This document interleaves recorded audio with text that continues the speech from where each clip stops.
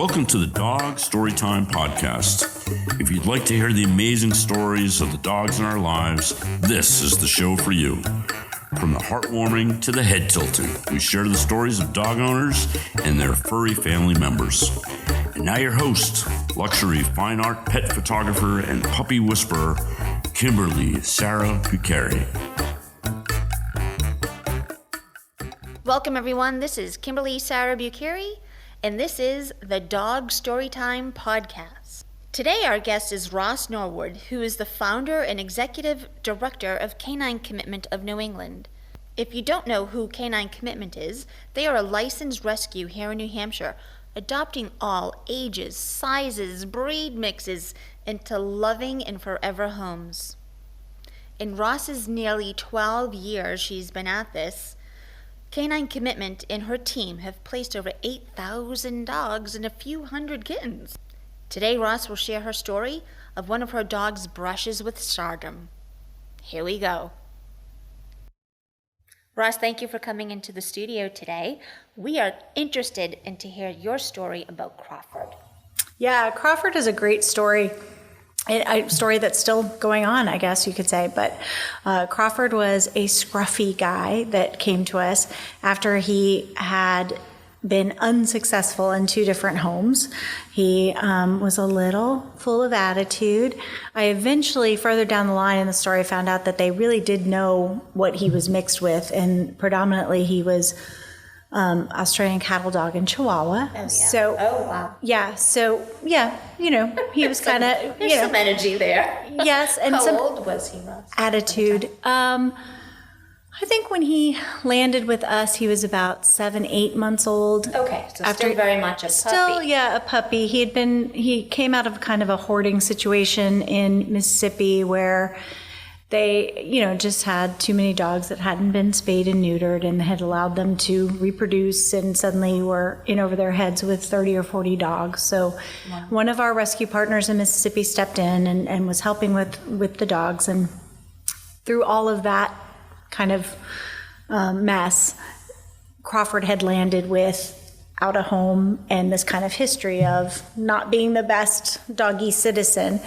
and also on the side being gorgeous and adorable and ridiculous with his stand-up ears and his scruffy face and whatnot. Yes, all his scruffiness glory. Yes, exactly.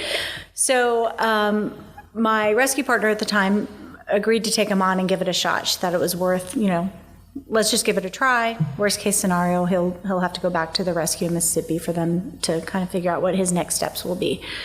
And so he landed with us, and I had not met him, but he was listed on our website as an available dog, and we moved him out to a foster home because he clearly needed some manners, as any 7 to 8 month old dog will need at that point if they haven't had consistency. For them, sure. Yeah. Right. Well, and if they haven't had consistency in even a dog with consistency in training hits that teenagery 7 to 8 month where they're the dog that was listening to you 3 months ago suddenly is nowhere to be found when you are asking him to do something. But so my rescue partner at the time moved him out to a foster home that worked with him on training.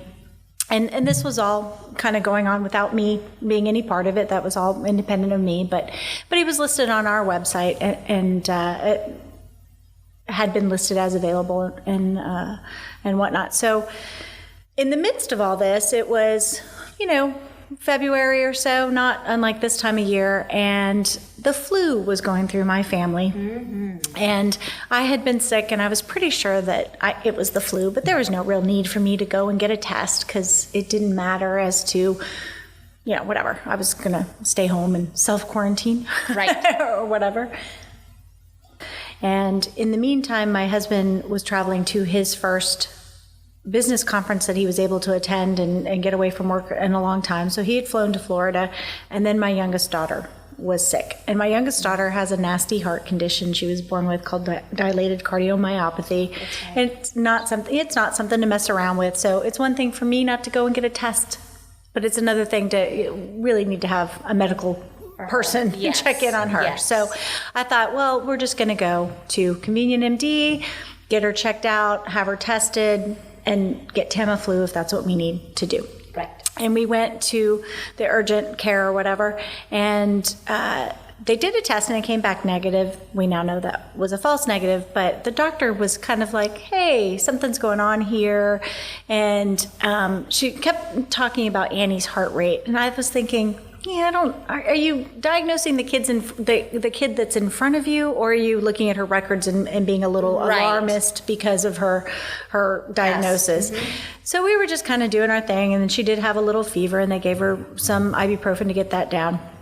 And then the doctor came back in the room and said, I'm not going to call the ambulance for you to go to the ER, but I want you to go to the ER. And I was like, huh? What? Yeah. She was like, her heart rate is, higher than I would like. It's not ambulance time. I don't want to scare you, but you need to go over. So you weren't expecting to hear that by going in? No, not at all. She was not, she had the flu, but she was not compromised. She was up and talking and eating a popsicle and, answering her questions and whatnot. And I had seen her heart rate at 142. But that was the highest that I saw it, because they had her hooked up, but that was the highest that I saw it. And I really thought to myself, this is silly. They're just being alarmist. And, she was diagnosed when she was 3 months old. She was now, 11 at this point, and was doing much better as an older child and whatnot. So being the great mother that I am, I was like, ugh, whatever. Like, we'll go to the ER because I have to. Yeah, whatever. Being the great mother that I am, fine, we'll go over to the ER. So we head over to the ER, but I know the drill with hospitals and how you disappear into hospital time, and it could be 2 hours or it could be 10 hours before you're done.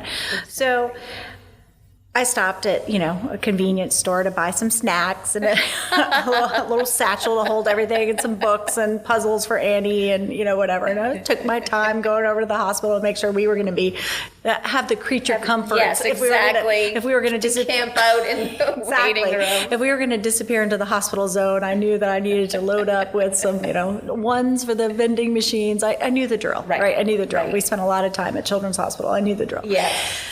So I took my time, and we get over to the ER, and it was flu season. The waiting room was packed, a lot of people there. And we walked up to the front counter, and they have that glass, between, and just the little chute underneath. Yes, like a bank or a teller or exactly, something. Exactly. Yes. And I was like, hi, we're here from urgent care. They told us to come over, and she's like starting to check us in. I was like, yeah, they said her heart rate was a little high. And the woman behind the counter goes, yeah, I see that. 182. And I said, what? 182? What? I said, I didn't see it that high. And she was like, well, that's what it says. And she starts looking kind of panicked and looking like left to right, and like, she was actually, and she sticks her hand through that little chute, and she's like, can I get her pulse right here? Like, I've never seen anybody do that before. I was like, oh, okay. And she was like, okay, we'll be right with you. Have a seat. And we go to sit down in this packed waiting room, and I say to her, I say to Annie, you're about to see the magic of your heart condition. Yes. And barely... How quickly they scoop you up. How the doors open when they have a child with dilated cardiomyopathy there. So sure enough, our rear ends had barely hit the seats, and they called us back, and we had this room full of people looking at us kind of askance, and I was like, come on, people, think about it. There's not a good reason my kid is being called back really quickly. And so long story short about that, we went into the ER. The doc saw us right away. Her heart rate wasn't as high. Okay. And he seemed like he was a little more reasonable. Like, I'm looking at the kid in front of me. She's walking, she's talking, she's, You're not seeing any signs of distress. Yes, she's, her heart rate was down. Her fever was gone after they had given her ibuprofen. He was like, you want to go home? I'll send you home. Yeah. I'm like, but I got this bag full of snacks. I'm all ready. I got provisions. I know. You only keep us when I'm not prepared. Because I'm prepared, you're only going to keep me here for an hour. So I was like, yeah, I want to go home. I'm good. I'm good here. So they let us go. And then not so much on the self-quarantine, but to be fair, we had a negative flu test. And I said, Annie, I'm really sorry, but I need some stuff for the rescue. We got to stop on the way home.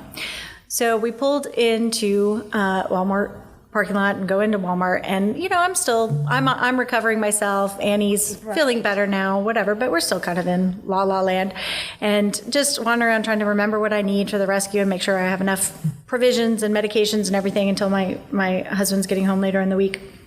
And I get this phone call that says Los Angeles, California.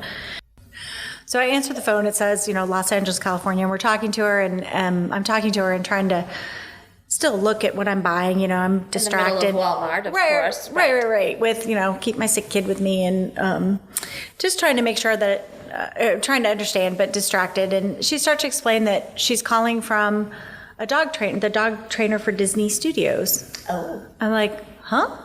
What? And she says, and we're interested in one of your dogs. Oh, my. And I said, okay. And Crawford had been named Crawford by the foster who had him. It was not his original name. So she said the other name, which of course I can't recall right now, but she said his other name. And but I knew instantly he wasn't. Did you recognize it then? I knew it wasn't my dog, so I knew it had to be a dog that was with my former rescue partner. And I said to her, that's not my dog. He's, with my rescue partner. So let me see what I can do. And she said, we're interested in him for a possible movie role. Oh, wow. And I really, I mean, it was just a random Tuesday, been in the ER, just, doing my mom thing, right? Trying to figure out right? So you went from having a sick child to having what people thought was a urgent matter, to the middle of Walmart, to the phone ringing, someone from LA looking for one of your dogs to be in a Disney movie. Yeah. All in probably an hour, 2 hours time. Just left the ER. Fantastic. Yeah, and I really have described it as feeling like I was having an out-of-body experience as I was talking to this woman and thinking to myself and looking down on myself, talking on the phone and thinking to myself, this is not a normal life. This does not happen to normal people. I just never know where the next weird curveball is going to come in rescue. Yep. And so I continued to talk to her, and people will probably laugh, but at that point in my mindset, I wasn't putting two and two together. People will know now as soon as I say it, they'll go, of course it was that movie. Okay. But at the time, it didn't click with me. But she said they were making a lot. She couldn't tell me a lot, but she said they were making a live action movie for Disney and looking for one of the dogs that they thought Crawford might be a good fit for. And one of the other dogs that they were looking for was a purebred Cocker Spaniel. Mm-hmm. Didn't click. Sounds familiar. Right now, it makes like at the time. The Cocker Spaniel. It was such a weird experience that it just didn't click. And to be fair to my psyche, we went through several people before somebody said, "Oh, it's gotta be." Yeah. And she even said the dog from the cartoon. It was a cartoon being made into a live action, and that the dog in the cartoon was gray, but they had given up on trying to find a gray scruffy. And I was like, oh yeah, that doesn't exist really, unless you get a Weimaraner and a Cairn or something. Yes. I don't know that I've ever seen a gray scruffy in 11 and a half years of doing rescue and thousands upon thousands of dog pictures. So people, if you have a gray scruffy out there, send it along to us. We want to see them. Right. It's unusual, right? You might have the only gray scruffy. Right. So we continued to talk, and I explained that he was in a foster home, and I hadn't met the dog myself, but I would figure out what I could figure out, and that I would be happy to get back to her. But we are a rescue that is very much about all positive training and making sure it's something that the dog wants to do, and rewarding the dog for the behaviors, not anything punitive or anything like that. Right. So it being me, I still was like, well, wait a minute. Yeah. How do you train these dogs? And she was like, it has to be all positive. The dog has to want to work. He has to want to do these have things. That drive and have that kind of work. Right. It has to be something that they want to do. And I was like, okay, we're good for our initial conversation. I'll find out what I can find out. Ross, did she say why she was looking for a rescue to work with rather than a dog that has been through the agency and has, a modeled profile or something that is a fully trained dog? Did she say why rescue? No, I think in subsequent conversations, we talked a little bit about how many rescue dogs they use with their business, because it turns out this is, of course I didn't figure this out in the first initial conversation, but it's a very large company that trains, animals for all kinds of movies and has a long, long history. I don't think in that first conversation we talked about why specifically a rescue, and they absolutely have worked with purebreds in the past for specific roles or whatnot. But she said that I asked her, I do remember that I asked her how the heck she found us, or found Crawford from LA, because most people, when they're searching on those, adoption sites, are doing it by zip code. So for her to go from LA, all the way across the country. Right. And many years ago, I lost a golden retriever mix of my own that was a very unexpected loss, and in my pain and hurt when he died unexpectedly. I just remember one of the things I did was I got on to one of the adoption sites, and I was bound and determined to go through every golden retriever mix that they had on there, and I got all the way to LA, but it took me hours. I mean, it was was hundreds upon hundreds upon dogs. And that was how long ago, Ross? Oh gosh, that you did that search. Well, I was pregnant with Annie, so almost 14 years. Yeah, now how many more there are? Yes, right. People going through and looking. And she did. I was kind of quizzical and just kind of, oh my gosh, how did you find us all the way up here in Little New Hampshire? And she said, I have looked at a lot of dogs. Yes. I can't even imagine what she put in as search terms for the scruffy, and how many different breeds she had to put in. Right. There's so many parameters, right? Yes. Did she go on age? Did she go on size, weight? Exactly. Male? Yeah. I can't imagine. Can't imagine. I agree. Yeah. So she did say that. She was like, I have looked at a lot of dogs. I was like, I'm sure that you have. So that was our initial conversation, and I reached out to the foster immediately, and I said, you're never going to believe this, but I just got contacted by Disney Studios about Crawford. And she was like, what? And I was like, can you tell me a little about him? And what she had to tell me about him wasn't great. I thought, I don't know that, he's going to be a good fit for what they want. And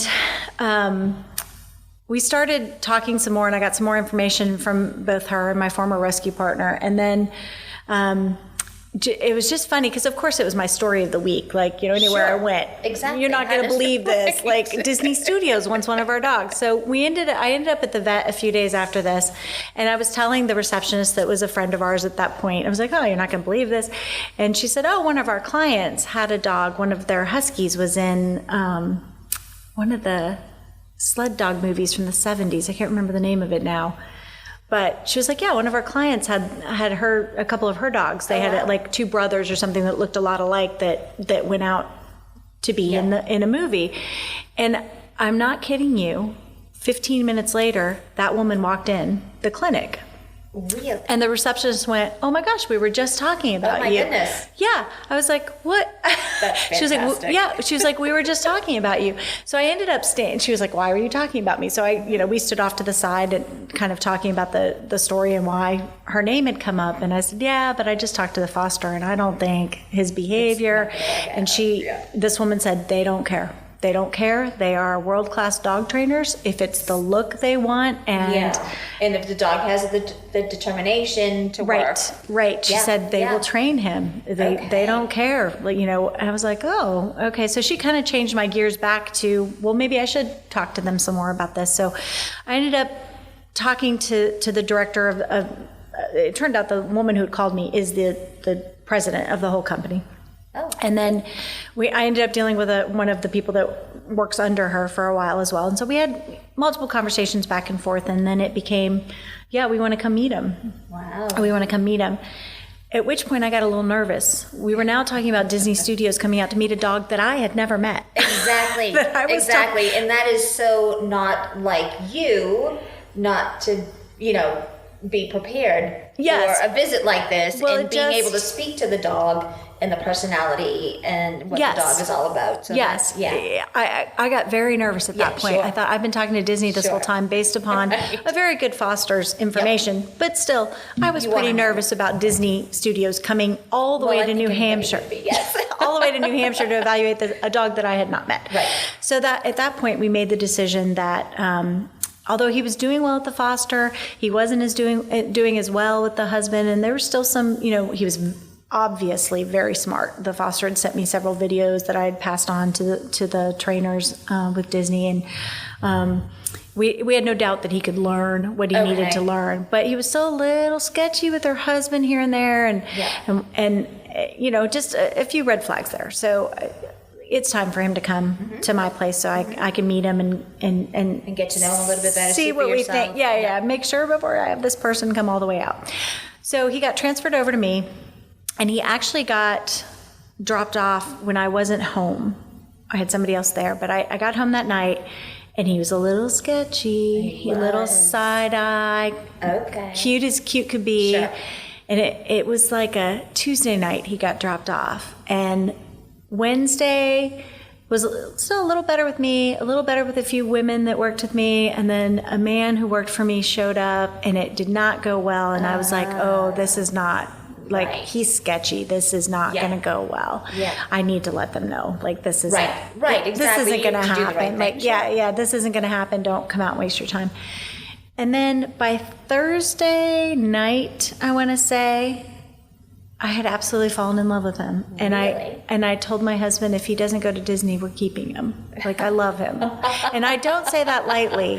Right. Because you have had a lot of dogs. A lot of dogs. Yes. Right. And yes. Right. And I don't say that lightly. I really, no, I don't. And I said that to my husband. I said, when in the last 7 years, my youngest dog right now is 9 years old. I have not added a dog, even being in this business. Yeah. Right? Yeah. Right. Amazing. I always tell people I haven't added a dog in 9 years. And I've been married for 20 years, and those facts are not unrelated. They are directly correlated that we haven't added a dog and I'm still married. So I really fell in love with him, and once you were in with Crawford, you were in. He just was funny and goofy and loving and made us laugh. And I had a couple of women that worked in the office with me, and we had him upstairs in the office with us where he had a couch and, his own little space. And those of us that were with him constantly, we were in, man. We were in Crawford's Club. And once you were in with Crawford's Club, you never left. Never left. You just adored him. He was fantastic. He was smart and goofy and just loved him. Now, he, wasn't so great with my husband. I would take him down. I ended up having him for a while. This whole process took a lot longer. It's important to note, I wasn't keeping him from a good home at that point. He was not a highly adoptable dog. Right. He wasn't. Right. He wasn't. It wasn't that people were applying and I was saying, no, he's on hold for Disney. This dog is being saved for greatness. It wasn't that at all. And by this point, it had become like early summer. I would take him down to our pool with us to romp around, and he could be, not great with my husband. A little like, just never really trusted my husband or men in particular. With my kids, he was fantastic. Women, he was fantastic. And he just, I don't know, I can't describe it. He just won you. Once you were in, he just won you over, and I just thought he was amazing. He was just a great dog. If you were in his club. Right. I don't think my husband would sit here and say that he was a great dog. But so the process got very long and drawn out. Sadly, the woman that I had first dealt with, who was president of the company, was having some health issues with her elderly parents, and she was dealing with that. Yeah. And she also travels all around the country with her own dogs, so they drive. Wow. Yes, sometimes with a pig, but they have a pet pig. Yep. Random, but okay. Yeah, the pig and the dogs travel together.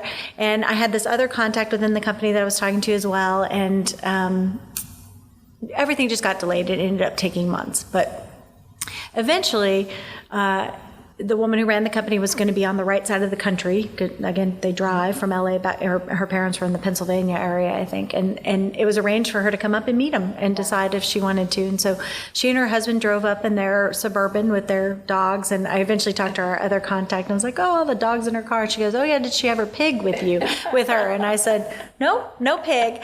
But we got all ready and prepared, and she came up and worked with them for a bit and spent a couple hours with them and said, yeah, I want him. So that was more of like an evaluation of what he was possible, the possibilities. Meet him in person. Decide, yes, we want to see. Now, I don't know a lot about their process and how they do this. In hindsight now, knowing what I know now, they obviously identify a lot of dogs and bring them into the program and try and decide, who's going to be a good fit. And they said that they had a dog already in the training program for this, that was his doppelganger. And I have since gotten pictures, and they do look remarkably alike. Yeah. Wow. And of course, by this point, as everyone has already guessed, she was able to tell me that the movie was a live action of Lady and the Tramp. Yes. Of course, they were talking to a Cocker Spaniel. Classic. Yes. And they were talking to, which was going to be, I think, the first live action going directly to the Disney streaming. Yes. I knew it wasn't going to be released in the theaters, but it was going to be the first live action that was going directly to their streaming. And it is fantastic. If anyone hasn't seen it yet, it's great. I actually haven't. You haven't seen it? Yeah, ironically, I haven't. You've got to see it. Yeah. When it came out, I did message the president of the company, because we've stayed in touch the whole time, and I messaged her and I said, okay, fine. Your Tramp looks a little trampier than Crawford. And she wrote me back immediately, and she goes, yeah, and he's a much bigger handful. Really? Yeah, than Crawford. I was like, I'm glad you said that. Even if you're just saying that to make me feel better, I'm glad he's a handful. Forget what his name is, Moose or something that starts with a name.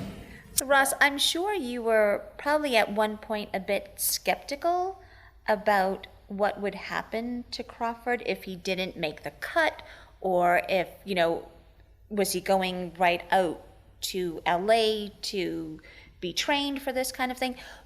Did you want to know step by step of what was happening to him? Of course. Yeah. And one of the big things was, I said, I will, pare down our contract that, is for an adoptive family in terms of certain things. I said, but it will be a contract that says this dog comes back to me if you can't keep him. Okay. And she said, no problem, because they have a lot of dogs. I think the dog from the Malinois from, gosh, I can't remember a movie's name to save my life today, but the... 10 Below? No, it was only a few years ago, but it had the Belgian Malinois was the main character. But I guess they've since homed him with a veteran, but the dog has some health issues, some heart conditions or whatever, and they own him for the rest of his life. Like they're taking care of him, and so they're paying for his care. Yes, for the rest of his life. Okay. So me saying, if this isn't a dog that doesn't work out in your program, he comes back to me, was totally fine with them. Sure. And it was but yes, to answer your question, we had multiple conversations, not just about the training, but about what would happen. So after her visit with you, Ross, what was the next step that Crawford took in his journey to... Yeah, so then it became, how do we get him to Florida, which they don't fly animals from what I understand, and it was summer at that point, so it wasn't, it's something that you have to be aware of with flying anyway. So it became, how do we get him to where he needs to go? And his next step was to go to Universal, because this company runs the Animal Planet Live show at Universal Studios. Right. So that was the next step. He was going to go into training down there, and all those arrangements we went through. There was a point where I was going to drive him. There were all kinds of things. And then what ended up happening was the original person who had rescued him in Mississippi also runs a transport with whom we work. And it worked out perfectly. Wow. So as hard as it was for me to say goodbye to him at that point, he went in the back of the truck that pulls the transport. Mm-hmm. She knew him, he knew her. So it was, she was his original rescuer. So that felt very good to me. Mm-hmm. And then she met up with one of the trainers from the company down in Georgia, I believe. One of them drove up from Universal and met them in Georgia, and the handoff was made that way, and he made his way to Universal. And the end of the story, of course, is that he did not make it into the movie. He did not make the cut. One of the last times that I talked to Jennifer about specifically the movie, I said, but he's not in the movie, right? And she said, he's not in a movie yet. So I think that, he's been through their training now. He's continuing to do training, and he has a doppelganger, which is one thing that they really like. So if somebody comes forward and says, we want to film this pilot show for ABC and we need a family dog who can Right. They have them to offer kind of thing. That's how I'm not part of that industry. I take care of puppies, but so that's kind of what I took from the story. In the meantime, he has been integrated into the Universal Animal Planet live show. He does the recycling bit where he comes out right before the show starts and there's empty plastic bottles all around and he goes and picks them all up and puts them in the recycling bin. Oh my goodness, how adorable. And then runs off. And randomly with all this that's going on in the world right now, we had been planning a trip in April to London and then changed gears to not leave the country. Decided, you know what, we want to go to Orlando, we want to go Harry Potter new ride and all of that. We finally booked the tickets the very same day. I randomly got new pictures of Crawford. I hadn't talked to them in several months. Yeah. And I wrote her right back and I said, it's fantastic that you wrote me today because I'm going to be there next month. And she wrote back right away and said, come visit him. And I said, that's the plan. So I'm hoping that I'll be able to not only see him in the show, but see him one-on-one with his trainer. And they've sent me a few pictures multiple times of him playing at the beach or, he's living a good life and he's being trained and it was really a great outcome for him. Excellent. Yeah, it really was a great outcome. Good for all of you. That's quite an interesting story. We all think our dogs are, such interesting creatures and they all deserve to be in a movie or, there's always something so special about them that we always, envision them to be kings or queens or movie stars or something, but he actually did it. He's actually in a show down there. We'll have to visit. Yes. I've only gotten one video that was very grainy, so I'm really excited to see it live and be able to see him again and see the last pictures she sent me just this last round. He just looks so happy, and a few of his trainers have been in touch with me and kept in touch, which means a lot to me as a rescuer. Sure, I always want to know he's in a good place, and the offer still stands. If anything ever changes, he comes back to me. My husband knows that's the deal. If they can't keep him, he comes back to me. Yeah, that's absolutely wonderful. Thank you for sharing that story. Yeah, of course. That really is, puts a good smile on people's faces. Ross, we have to ask, as we ask everyone, who would you like to give a snout out to? Not a shout out, but a snout out. Snout out. So absolutely, I would say Yellow Rabbit Animal Rescue. They are not a rabbit rescue, as you might think from the name, but the name comes from a river that runs behind the rescuer's property and not from the animals that they save. But, I always say living up here in New England, it's just, we have different things to deal with and different issues to deal with, but these people that are down in states like Mississippi and Texas and the Carolinas and places where they just are still dealing with such overpopulation. Yes. And where is this particular rescue? She is in Mississippi, not far, maybe an hour outside of Memphis, Tennessee. Okay. Actually, but she is a retired school teacher and school professional, 60 years old with back issues from car accidents, and she gets calls daily about dogs in the road or puppies and litters. So she's actually going out to save these dogs. Yes, daily. Wow. Daily. I always say they're in the trenches down there because it's just dealing with people constantly that, hey, can you take this litter? If you can't, I'm going to shoot them. She talk about stories. She's got some stories. They're not often heartwarming, but and she takes in some of the hardest, by the time they get to me, the mange has been cleared. They're not skinny anymore. Exactly. You may see the pictures, but you're not actually having, like you said, down in the trenches, trying to get them back to health again. Right. Having to administer their medications that they're on. The amputations or the surgeries on their legs or getting them through the initial fearfulness and all of that. So how would people find her? Yellow Rabbit Animal Rescue on Facebook. Okay. Yep, she got her 501c3 last year, and she's doing amazing things and works so hard. She's one of my heroes. Absolutely. I don't know that I could do what she does. Sure. I really takes don't. A special person. Day in, day out to deal with. To put your heart into it. And see what she sees down there. We just don't see those kinds of things up here. Well, we don't, because I think New England as a whole has come quite far. Yes. There used to be homeless animals and litters born, and people trying to give away puppies, because there was just so many of it. But I think with education and time, that has changed for us. So we're able, or especially you, are able to help our southern states. Exactly. And help those animals there to bring them up here to give them good homes. Right.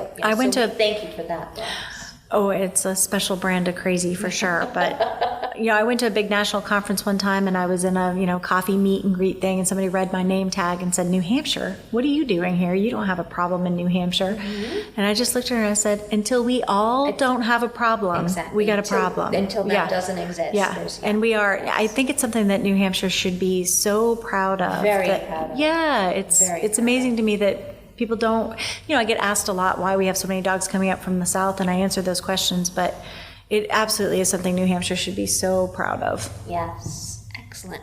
Ross, thank you for coming in today. This was absolutely wonderful to speak with you, learn a little bit about what you do in your daily life. Oh, I'm always happy to be back. And if you'll indulge me for a minute, I'm honored to be your guest. You bring so much light and joy into people's lives with your talent, and now you're going to bring that joy into their ears through your podcast. Thank you. Thank you, Ross. Thanks for listening to this episode of the Dog Storytime Podcast. If you enjoyed this episode, please take a minute to leave a review. And don't forget to subscribe so you won't miss all the exciting episodes we have coming up soon. If you want to learn more about our podcast and Kimberly's work with dogs, head over to KimberlySarahPhotography.com. Thank you for listening.